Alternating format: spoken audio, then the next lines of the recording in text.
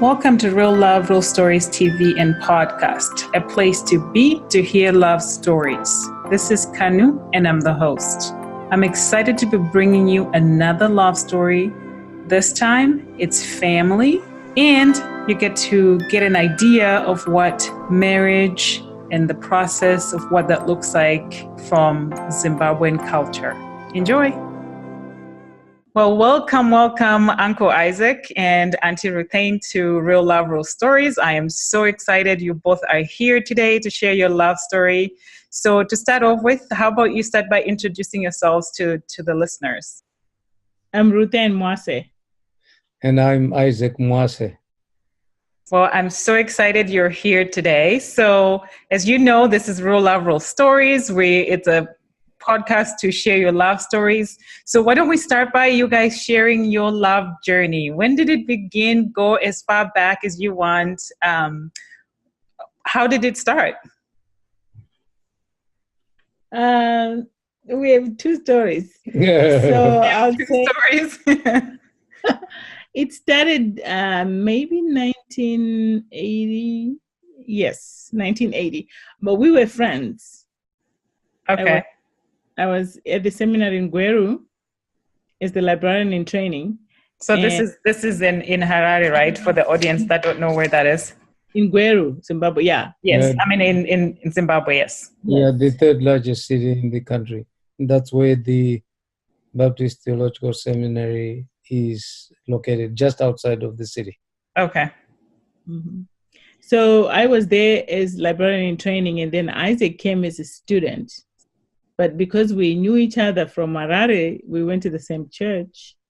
We became friends. He was a good friend with my brother. So, yeah, I had been on a gospel team with John Nziramasanga, Ruthane's older brother. And when I got to the seminary, I had a roommate. Uh-huh. The Reverend Lucky Chimedza. He's gone now. God rest his soul. And we found every reason to be at Ruthane's house, especially during meals, because she was a good cook, and we enjoyed many a meal at her house. I love it.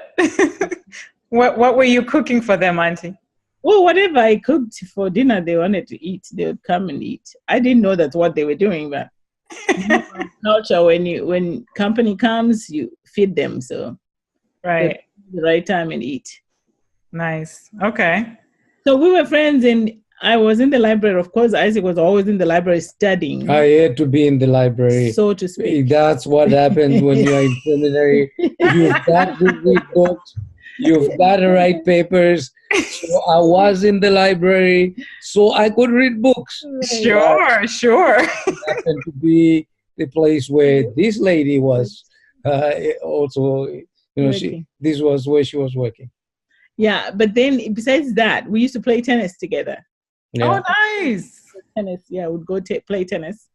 And during the first year, I was asked to assume pastoral responsibilities at Nashville Baptist Church in Gweru. And so over the weekends, I would go to do ministry at Nashville Baptist Church. And Ruthane was our children's worker. And so we're spending a lot of time in the library and then also doing ministry over the weekends. Mm-hmm. Oh, I love it. My uncle used to say, you're a city girl. God brought you here to the country so you can meet your husband. They said, I am not marrying a preacher. That's not going to happen. It was common knowledge, at the seminary campus, that Ruthane was not going to get married to a Baptist preacher. Or a preacher, period. Yeah, I made it clear. Yeah, she made it very, very clear. So you told everybody there, and everybody knew it. Yes. Mm-hmm. So we were friends. We were playing tennis. We took walks and stuff like that. At some point during the second semester, I began to have strong feelings for Ruthane. Okay. And as I began to think about the future, I could see the future in which both of us were in a relationship, and I could see the future shaped by our relationship as lovers, and then also as colleagues in ministry. Oh, nice. So, Auntie, were you feeling the same thing around this time? No, because I was like, I am not marrying a preacher. But then I had a desire that the guy who marries me is going to ask me to marry him before they ask me for a date. And that I did. And I didn't. What? Seriously? Yes. Okay, tell me more about that. I did. So I think we were outside on the campus at the school. There was a rose garden. And he knew I liked roses. I think he took a rose and he said to me, he wants me to be the mother of his children. Oh my God, that is so cute. Yeah. But he knew that he may get a no. So he meant it. He was serious about it. And in our culture, you don't say yes the first day. Really? I didn't know. I would have said yes. When you're not dating? Well, I mean, not dating. Yeah, I would not say yes. Yeah. So he said, think about it. And he said, I know I'm a preacher. I know, but I'm not going to be that kind of preacher. I'll have a job and then I'll preach, he was saying. So you got the rose and he asked, essentially said, I would like for you to be the mother of my future children. So you didn't give him an answer? No. Oh, okay. I had to think about it because I said I didn't want to marry a preacher. So right. You needed time to think about what am I getting myself into. Yeah. So what's going on between the two of you then? Are you... We're still playing tennis. We're still playing tennis. We're taking long walks together. Yeah, we're going to church together. I can't even remember when exactly you actually said yes. It was sometime in June, at the end of June. After you came from Bulawayo, I remember that. Yeah. How long is that between the time he asked and the time you said yes? I don't think it was a month. But here's the thing. And the other thing, I wanted a guy whom I don't have to... say, oh, when are we getting engaged? I didn't want that. I wanted somebody who knew what they wanted and what they're doing. And of course, after he said this, whatever he said, he went back. When he came back and I said, yes, he said, okay, we'll get engaged in December and we'll get married in August, just like that. I didn't even ask. Oh, wow. And we did get... And we got engaged in December. We got engaged in December of 80. And then that following August of 81. We got married. Oh, wow. I just love that so much. Exactly how you wanted it, and that's exactly how it happened. Mm-hmm. Yeah. So August 22nd was when we got married. And it was a huge wedding. Big. Yeah, because, I was a leader within youth work in Zimbabwe, and also I had presence within the Baptist world. And so... a lot of people associated with both the youth work world and then the Baptist world wanted to be part of the wedding. Nice. And that meant we had a huge entourage, groomsmen and I happened to be the preacher's kid. Yeah. So and their dad, people knew us. It wasn't just the fact that she was a preacher's kid. The Reverend Ebons Ramasanga, for many years, he had served as president of the Baptist Convention of Zimbabwe. Mm-hmm. And so he was a leader among leaders. Wow. And so I was marrying up. I love it. I was marrying up. And so... Let me tell you something else that happened before we were dating. Before, he had not even come to the seminary. He was being licensed? Yeah, I was licensed. He was going to be licensed to preach. In 79. And I went home that weekend. At Harare Baptist Church. Yeah, I was in Guerrero and I went home that weekend. And I witnessed the licensing. And then afterwards, we were taking pictures outside, close to the house. He took a picture holding Noreen. Noreen was still little. she was probably a year or so like that. And then him and I took a picture. Even if you saw the picture today, people thought we were dating. I'm like, no, we're not. Oh, We this is just, before. Yeah, yeah. That's awesome. So yeah. somehow there was that attraction, right? I don't know I don't whether think there was then. Yeah, I think at the time I just knew his assistant a lot. Mhm. Oh, okay, okay. We had come to the ordination, well, to the licensing service, Okay, okay. which was held at Harare Baptist Church, and the dad was the licensing minister. He's the one who licensed me to the gospel ministry. Mhm. Oh, gotcha. Yeah. So can we put a little bit of context in terms of like for the audience that is not familiar with how the Zimbabwean,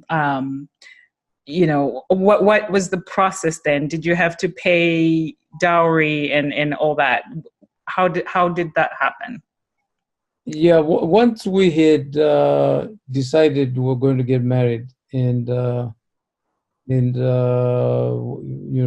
I asked permission from my parents, uh, indirectly through the aunt. Right. Yeah, I had to take Isaac to meet my aunt, my dad's sister. Right. Which is the customary way, right, in Zimbabwe.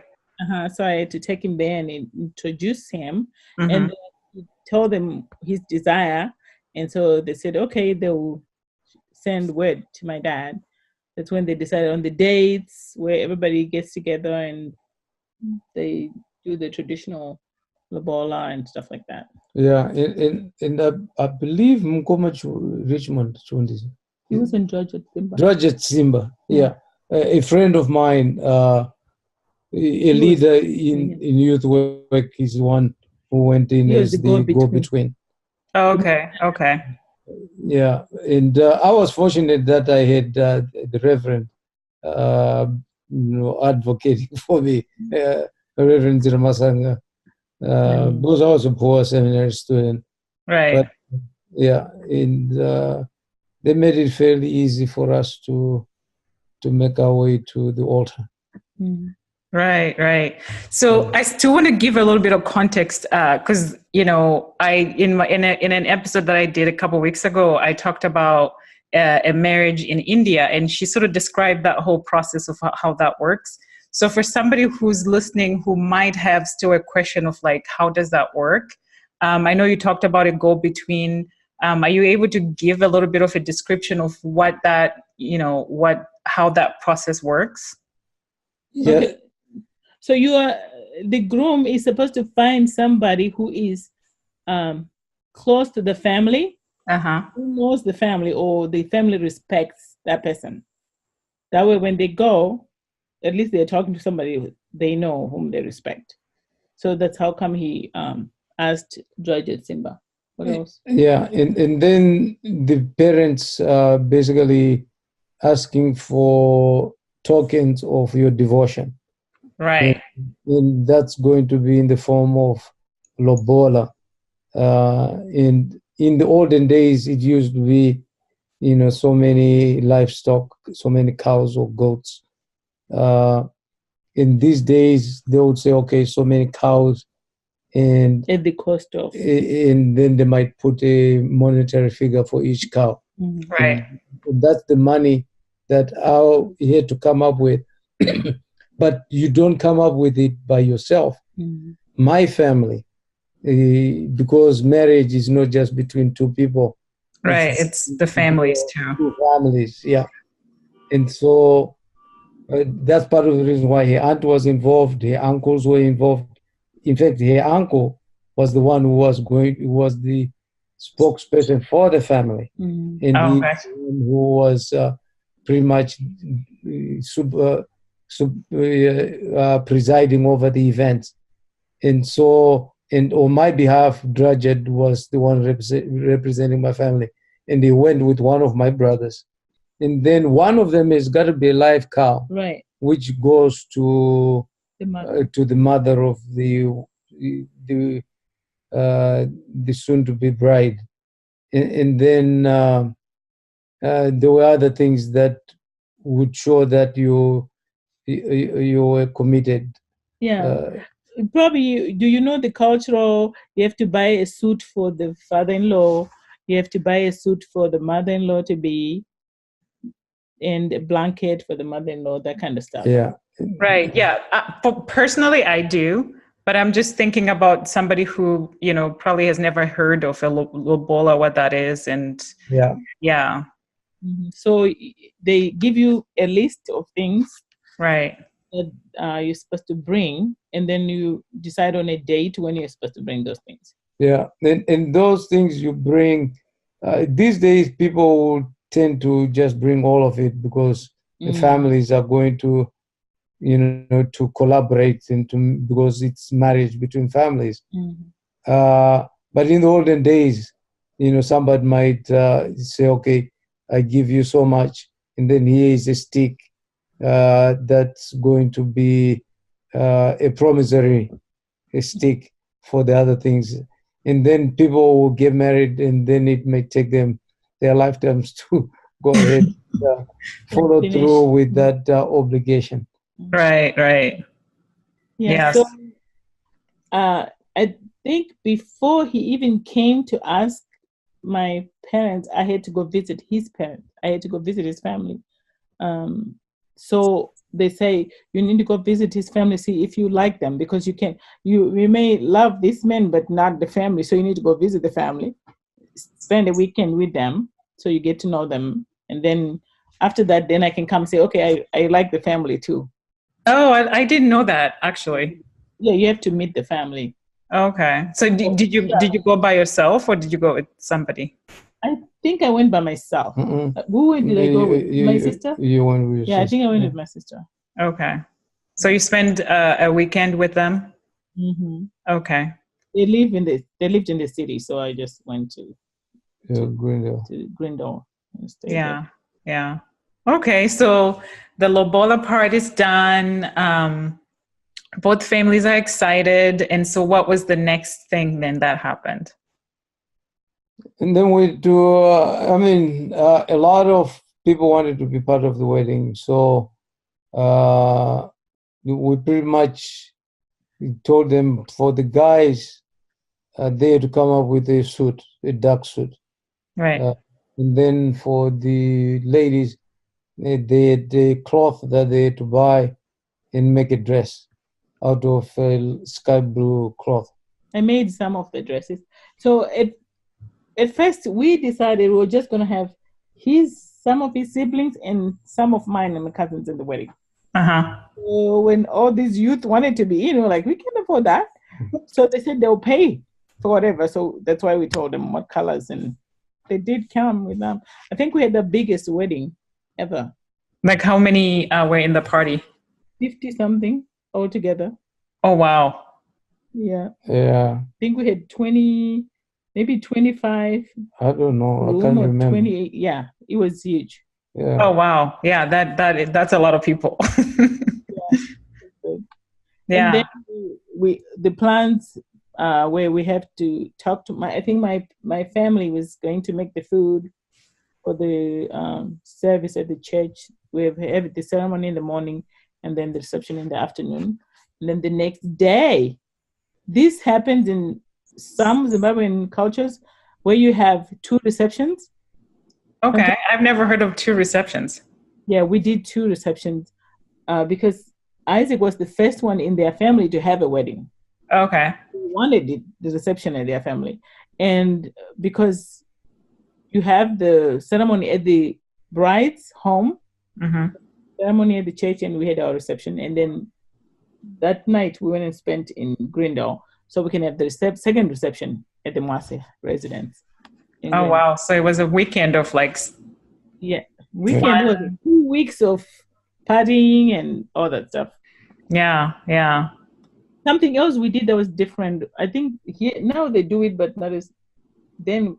You have to have a wedding dance, like a party for the wedding party to dance. We have to practice a step and. Oh yeah, I forgot about that. Yeah, can you talk more about that? I forgot about that. Yeah, so It's like line dancing. Line dancing, yeah. He asked his friend Joseph, right, to be the what was he supposed to be? Yeah, he was the choreographer. Yeah. He choreographed the dance and he led the dance. Him and Kiki. And he was the groomsman. Joseph was the groomsman with Kiki the daughter of a missionary. Missionary, yeah. He's late now, rest his soul, Jerry Schleif. His daughter, Kiki Schleif. She was the lead for the women. She was the lead for the women. Yeah. So they led the dance. And of course, one of my tetes was wearing a sack with Coke bottles, leads on it to make noise. She was dancing in front of everybody. They ululate and dance. Right. Whole day of celebration. Oh, fun. So for the line dancing that you're talking about, I mean, this is like a long process, right? Like it's months of practicing. And so everybody pretty much following the choreographer's instruction and everybody's like dancing the same. And about how long was that? Do you remember? I don't remember. At least 2 or 3 months, right? No, I think it was just several weeks. Yeah. Okay. Yeah. Because everybody was familiar with the dance. Yeah. Right. So the good, of course, had to be in the front. The ones who were not so good would be in the back. Nobody would be watching by the time. Is that why I was in the back all the weddings that I Well, thanks for describing that, because actually, I mean, I know I'm Zimbabwean too, but I'd forgotten about that part. So thank you for describing that. Yeah, so the big day comes and it's a big deal, both days, your family, auntie, and then uncle's family. And then what happens after that? It's back to seminary. Yeah. Yeah. We were now husband and wife. And we were seminary students. Yeah, something we forgot. Ours was unique. It was different. So when I went to the seminary, I think a year before you came, my sister let me take care of her daughter, who was 18 months, Noreen. And so I was like a single mom, taking care of my niece. So when he proposed, my niece was there, and he was fine with us taking care of it together after we get married. Oh, she was the little bride in the wedding.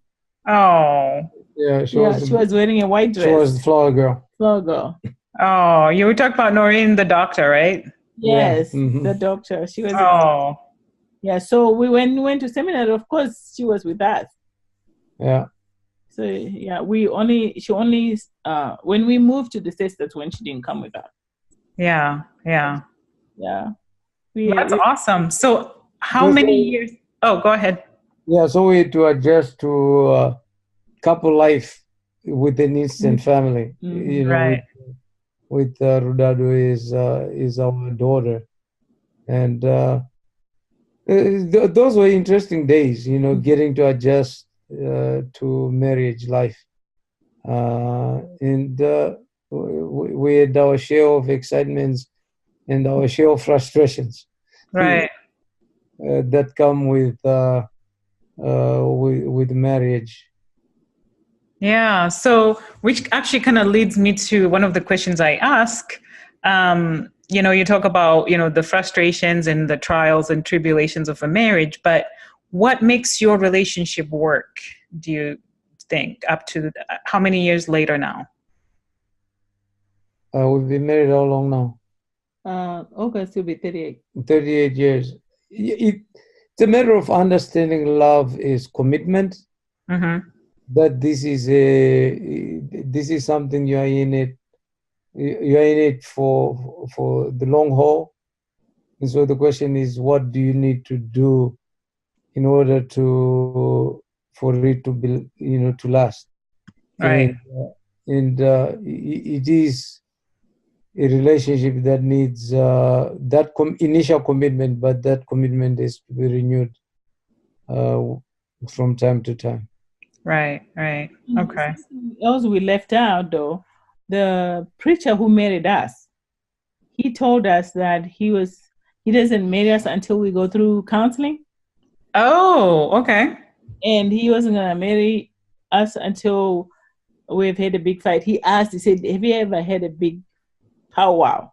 Or- and he said, "It has to be something that you said, okay, we're not getting married." They said, "Yes, we did." He says, "Okay, now you are get ready to get married." I don't even know Oh. what it is we're fighting about, But yeah, he said if you haven't gone through that, then you're not ready. So did he actually take you through some premarital counseling? Yes, we Okay. did. Okay. And in a way too, right? In our culture, you were talking about auntie and, those, I guess, like an auntie would be somebody you would go to who would sort of teach you, Mm-hmm. kind of like premarital counseling, but you're not going together. You're going as an individual, as a woman. This is how you take care of your husband. And I don't know if guys, uncle, do you get that lesson as well separately? I do not remember having formalized sessions, Yeah. but within the context of interacting with others who were married longer, you begin to pick up on what your responsibilities are as a husband and as a man. And that included some of my mentors. Right. Right. They'll point out, and they led also by example by looking at them, how they handled themselves with their wives, the conversations they would have. Mm-hmm. They'll talk about how to handle money, how to set boundaries with your family, how to set boundaries with your friends, Right. of the opposite sex, make you aware of the hazards that you might run into once you're in marriage. Yeah, that's one thing I love about our culture. Like all these things you're describing right now, this is what they talk about in premarital counseling, where I had to go get a degree to be able to teach somebody. But this is something that is natural to us in our culture, and it's one thing that I didn't have an appreciation of, and I do now that I do these love stories, is that, all these things that people pay money to go get, our culture, it comes as part of the package. Yeah, that's true. The other counseling we got, it's when we got married, the day after ceremony, during reception, there is a time where the family is together, cutting of the cake. That's where they give you all kinds of advice. Because I remember my uncle saying, if there's a disagreement, instead of exchanging words, he said, you take a broom and sweep the house, go outside while you're sweeping, and don't come back until you calm down. And he would say, oh, you just go and brush your teeth. While you're brushing your teeth, you can't talk, so you won't say stuff that you can take back. And then he said, you invited us here to celebrate your wedding. When you decide to go your separate ways, invite us again. Oh. So they would say stuff like that during the reception. Yeah, so that you'd appreciate the gravity, right, of the relationship. They were clear that the warm fuzzies, the chemistry part might go away. Right. And so you would find a way of making sure that the fires would still be burning. Right. And these were practical ways that the practical advice they were giving on how to keep feeding the fire of love is not just feelings, right? Yeah, a commitment to each other. Absolutely. And we do things together. Yeah. We in ministry we work together. We train, we teach together, and we hang out together. We share about maybe if he's reading some interesting book or If I watch a movie I like, we talk about that, or we go to movies, we go out, we date and stuff like that. And also leave each other space to be. I could survive without her, and she Right. survive without me.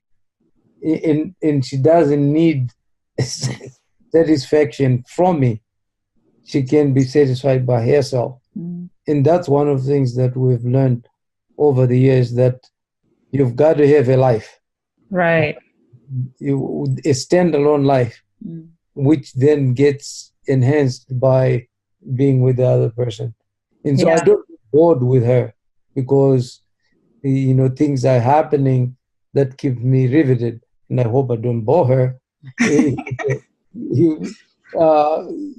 And so that's part of bringing stuff to the table, in stoking the fires of the marriage relationship.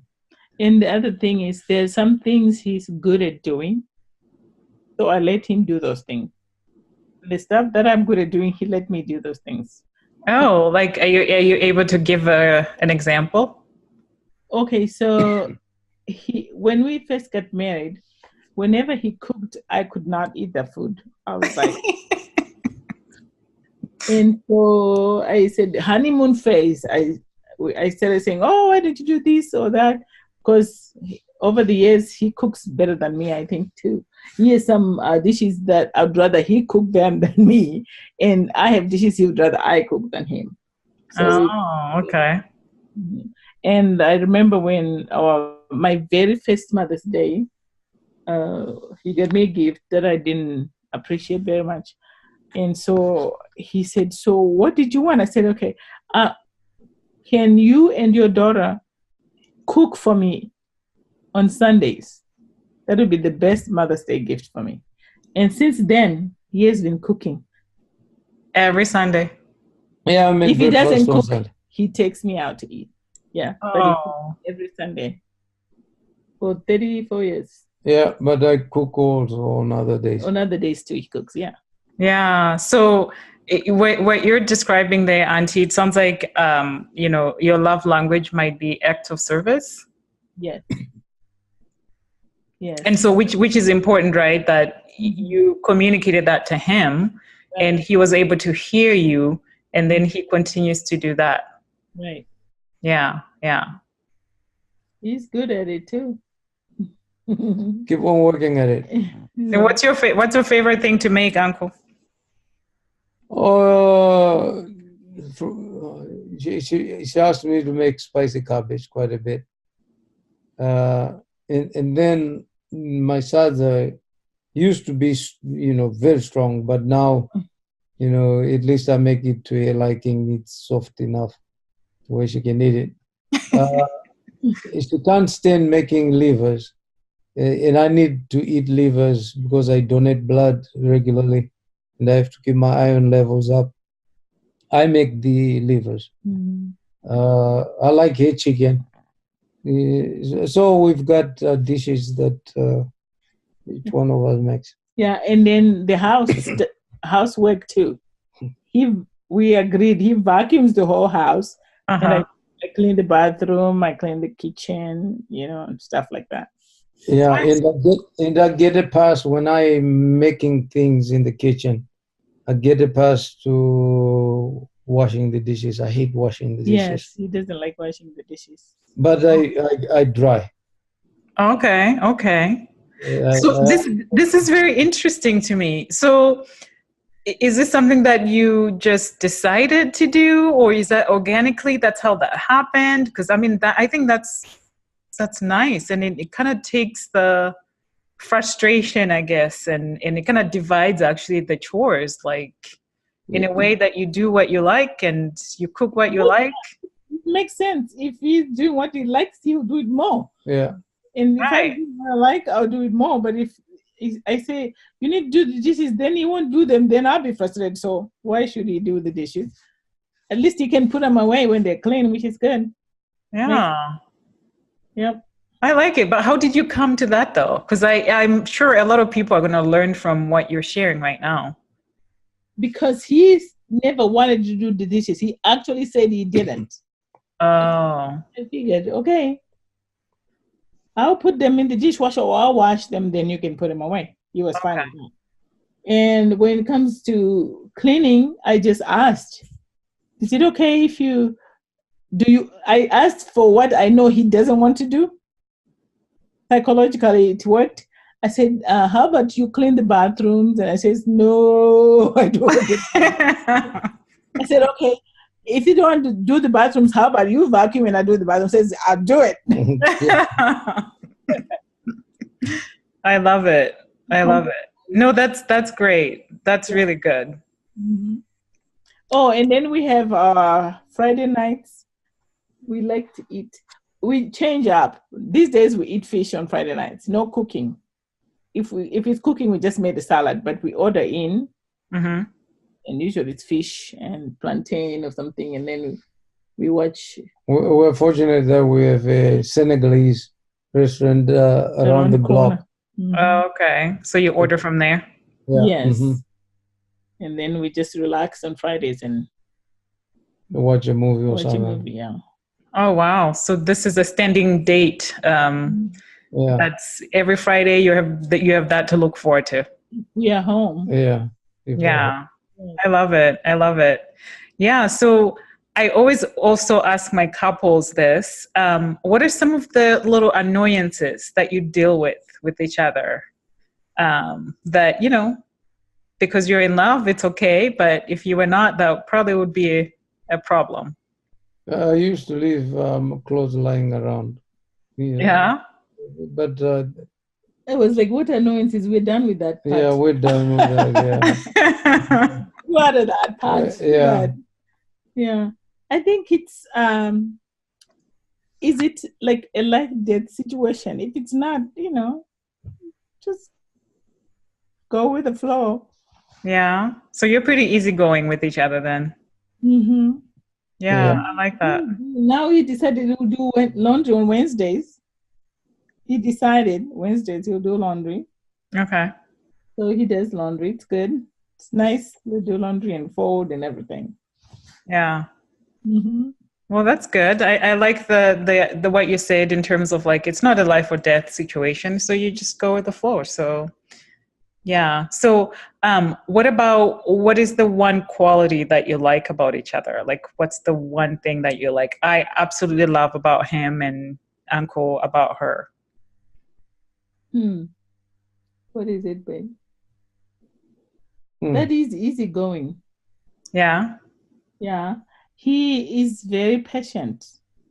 Okay. Yeah. He will.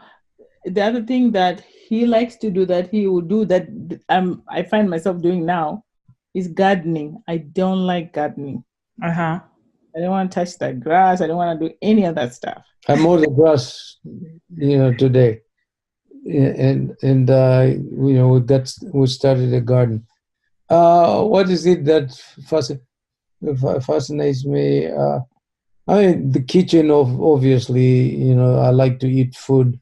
And then, our love life in the bedroom is always exciting. And, that's good. And so it's nice to have those two satisfactions. Yeah, for sure, for sure. If you were not my auntie and uncle, I would ask a little further question, but I'll stop here. in terms of your bedroom situations, I'll stop here. Yeah, good for you. We read that. Good for you. Counseling. Good for you. Because we counsel. Yeah. We do counseling to our families and church and friends. We do counseling. Yeah. No, absolutely. I mean, it's important, right, to make sure that the bedroom situation is also kept under control and right. Yeah. I am just curious, what advice would you give to maybe couples that, that you want them to continue to keep the fire burning? What advice would you have for them? One book we've used with couples whenever we're doing premarital counseling, and we use it also for for reassessment of a marriage relationship is his needs, her needs. Okay. His needs, her needs. Yeah. Uh-huh. There's a notion in the book introduced about marriage relationships being like banking. Every time you do good things for your mate, you are making deposits. Every time you do things that irritate your mate, you are withdrawing. And, Uh-huh. and so that notion is a nice one. Uh, and so you want to make sure that you're making more deposits than withdrawals. So that notion, I think, is an important one. And then the thinking about marriage is a fire that needs to be restocked. You have to rearrange the wood so that Right. the fire is burning. Right. The question is, how do you keep fresh? How do you keep it exciting for each other? So it has to do with what you are working on yourself. Right. So I'm not so much concerned about, does she satisfy me? Am I satisfied?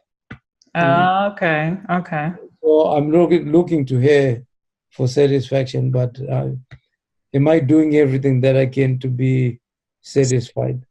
Right. When she reaches out and does those things, that it just makes it overflow. Yeah. Yeah. No, I love that. And I loved how you started talking about it earlier too, that in your relationship that you said if you're not there, she'd be able to survive. Yeah, she has a life and I have a life. Mm-hmm. It's important for us to have a life. Like I went to a soccer match. She wasn't there. I have my books. She doesn't read those books. And she has a life, she has a work. And it's important for both of us to have 100% satisfaction, so that when we come together, it's overflow. We're talking about we have a life. We are going to a 60s dance. Yeah, a 60s dance. We have an organization in Baltimore, Strong City, Baltimore, that does wonderful work to address some of the challenges in our city. Uh-huh. Without literacy being one of them. And so I've got to clean up. Yeah, and he has an afro he's gonna wear, and I have an afro I'm gonna wear. Oh my gosh, I want to see a picture of that. I just wanted to extend my special thank you to both of you for taking time to share your love story. And I loved hearing it. I know that the listeners will love hearing it as well. So thank you both for sharing your love story today. You're welcome. You're doing good stuff. Yeah. Bravo for love. Thank you. I appreciate it. Thank you so much for tuning into this week's episode. I really hope you enjoyed it. Please remember to go to iTunes. You can subscribe, rate, and write a review. And also, you can always find more information about any of the episodes on my website, www.realloverealstories.com. And remember to follow me on social media. I'm on Instagram, Facebook, and Twitter, and it's all under Real Love, Real Stories. Till next time.